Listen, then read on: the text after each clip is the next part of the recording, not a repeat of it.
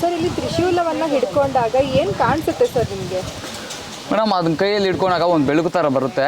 ಆ ಬೆಳಕು ಬಂದು ನಮ್ಗೆ ಏನಾದರೂ ಮನೆ ಕಡೆ ಎಲ್ಲ ಸಮಸ್ಯೆ ಆಗಿದ್ರೆ, ನಮ್ಮ ಹೊಲ ಗದ್ದೆ ಏನಾದರೂ ಆ ಕಡೆ ಎಲ್ಲ ಸಮಸ್ಯೆ ಆಗಿದೆ, ಇಲ್ಲ ನಮ್ಗೆ ಯಾರಾದರೂ ವಾಮಾಚಾರ ಏನಾದರೂ ಮಠ ಮಂತ್ರ ಅನ್ನೋದು ಇದೆಯಲ್ಲ, ಅವೆಲ್ಲ ಮಾಡಿಸಿದ್ರೆ ನಮಗೆ ಅದೊಂಥರ ಗೋಚರ ಆಗುತ್ತೆ.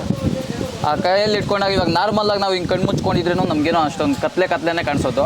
ಆ ತ್ರಿಶೂಲ ಇಟ್ಕೊಂಡಾಗ ಆ ತಾಯಿನ ಒಳ್ಳೆ ಮನಸ್ಸಿಂದ ನೆನೆಸ್ಕೊಂಡಾಗ ನಮ್ಗೆ ಅದೇನೋ ಒಂಥರ ಫೀಲ್ ಆಗುತ್ತೆ, ಬೆಳಕು ಬರುತ್ತೆ, ಮತ್ತು ಇದರಿಂದ ನಮ್ಮ ಪ್ರಾಬ್ಲಮ್ಸ್ ಏನಿದೆ ತಿಳ್ಕೊಬೋದು.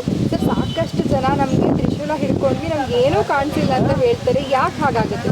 ತಾಯಿ ಮೇಲೆ ಒಳ್ಳೆ ನಂಬಿಕೆ ಇಟ್ಟು ಒಂದು ತ್ರಿಶೂಲ ಹಿಡ್ಕೊಂಡು ನಮ್ಮ ಸಮಸ್ಯೆಗಳನ್ನ ಮನಸ್ಸಿಂದ ಕೇಳ್ಕೊಂಡ್ರೆ ಎಲ್ಲ ಕಾಣಿಸ್ಬಹುದೇನೋ. ಬೇರೆಯವ್ರು ಕಾಣಿಸಿದೆಯಲ್ಲ ಗೊತ್ತಿಲ್ಲ, ನಮ್ಗೆ ಒಳ್ಳೆ ಮನಸ್ಸಿಂದ ಇಟ್ಕೊಂಡು ಕಾಣಿಸಿದ್ದು ನಮ್ಗೆ ಗೊತ್ತಾಯಿತು. ಏನು ಸಮಸ್ಯೆ ಆಗುತ್ತೆ ನಿಮಗೆ? ಮೇಡಮ್ ನಮ್ಮದು ತುಂಬ ಸಮಸ್ಯೆ ಇತ್ತು. ಮನೆ ಕಡೆ ಎಲ್ಲ ಕೈಯಲ್ಲಿ ಕಾಸೆಲ್ಲ ನಿಲ್ಲಲ್ಲ, ಏನಿಲ್ಲ, ಕಷ್ಟ ಮೇಲೆ ಎಷ್ಟು ದುಡಿದ್ರೂ ಹಂಗೆ ಇರ್ತಾಯಿತ್ತು. ಈ ತಾಯಿನ ಬಂದು ಕೇಳ್ಕೊಂಡು ಇಂಥದ್ದು ಮಾಡೋ ಪರಿಹಾರ ಸಿಗುತ್ತೆ ಅಂತ ಹೇಳಿದ್ದಾರೆ. ಮಾಡೋಣ, ಪರಿಹಾರ ಸಿಗೋದು ಬಿಡೋದೆಲ್ಲ ಆ ತಾಯಿ ನೋಡ್ಕೊತಾಳೆ. ಒಳ್ಳೆ ದಾರಿಯಲ್ಲಿ ನಡೆದ್ರೆ ಆ ತಾಯಿ ನೋಡ್ಕೊತಾಳೆ ಅನ್ನೋದೊಂದು. ಇಲ್ಲಿ ಬಂದೋದ್ಮೇಲೆ ಹೇಗಿದೆ ಸರ್ ಇವಾಗ? ಏನು ಒಳ್ಳೆದಾಗಿದೆ ಮೇಡಮ್? ಮನಸ್ಸಲ್ಲೇ ಒಂಥರ ನಮಗೆ ವೈಬೇ ಗೊತ್ತಾಗುತ್ತೆ ಮೇಡಮ್. ನಾವು ನಾರ್ಮಲ್ ಆಗಿದ್ದೀವಿ, ಈ ದೇವಸ್ಥಾನಕ್ಕೆ ಬಂದು ಹೋದ್ಮೇಲೆ ಇವಾಗ ಆಚೆ ಬಂದಿರಲ್ಲ, ಇವಾಗೇ ಒಂಥರ ವೈಬ್ ಇದೆ, ಒಳ್ಳೆ ಪಾಸಿಟಿವ್ ಎನರ್ಜಿ ಥರ ಇದೆ. ವ್ಯವಸ್ಥೆ ಎಲ್ಲ ಹೇಗಿದೆ ಇಲ್ಲಿ? ಪರವಾಗಿಲ್ಲ ಮೇಡಮ್, ಚೆನ್ನಾಗಿದೆ. ಬಂದವ್ರಿಗೆಲ್ಲ ಊಟದ ವ್ಯವಸ್ಥೆ, ಟೀ ಕಾಫಿ ವ್ಯವಸ್ಥೆ ಎಲ್ಲನೂ ಇದೆ.